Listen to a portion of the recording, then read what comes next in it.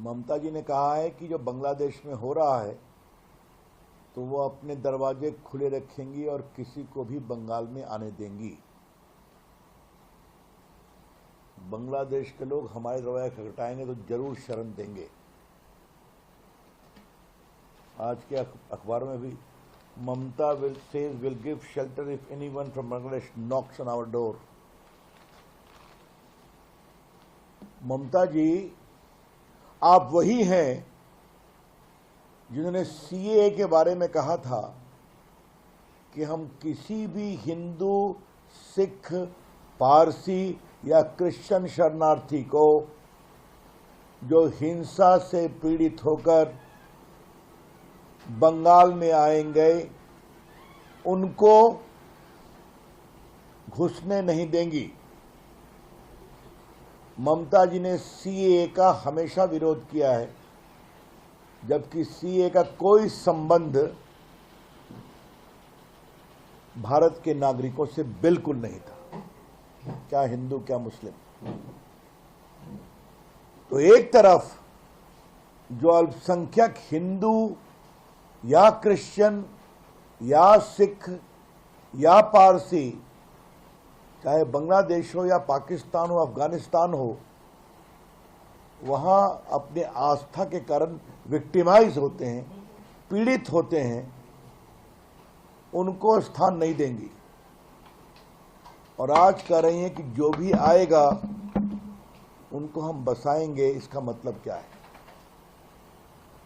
दूसरी बात, बार बार ममता जी और अखिलेश यादव भी थे और राहुल गांधी ये संविधान की बात करते हैं। संविधान में आपको यह अधिकार है क्या? यह अधिकार भारत सरकार का है, केंद्र सरकार का है। आप भी केंद्र में मंत्री रही हैं। This power does not belong to the state government at all. किसको नागरिकता देनी, किसको बसाना, किसको नहीं बसाना। और ममता जी को मैं थोड़ा याद दिलाना चाहूंगा, 71 का वॉर हुआ था तो उस समय भी तत्कालीन केंद्र सरकार ने फैसला किया था कि जो विस्थापित आए थे उनको हम बसाएंगे, क्योंकि वहां विक्टिमाइज हो रहे थे। बांग्लादेश का इंटरनल मैटर है, सेटल हो जाए, हम सभी इसका आग्रह करेंगे, हमें उसमें नहीं पड़ना है। लेकिन एक मुख्यमंत्री सीधा घोषणा करे, इसका मतलब क्या है? क्या भारत की एकता को तोड़ना चाहती हैं आप?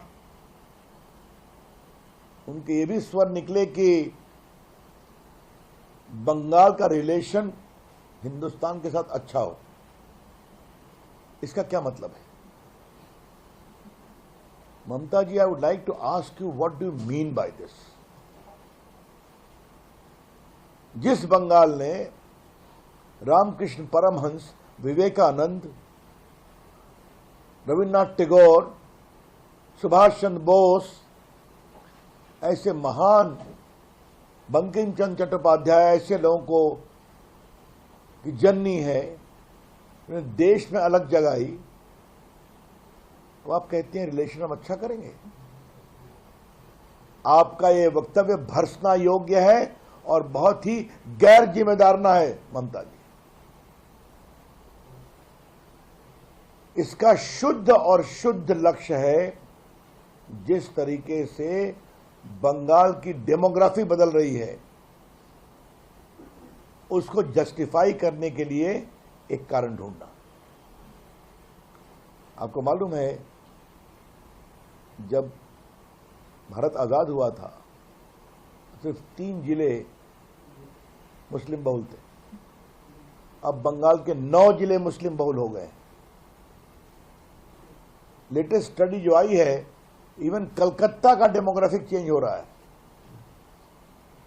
मैं स्वयं बंगाल कई बार मैंने दौरा किया है, मैंने देखा है जिले जिले आजकल बांग्लादेशी घुसपैठियों से, रोहिंग्या से भरे हुए हैं। कोई चिंता नहीं है देश की सुरक्षा की।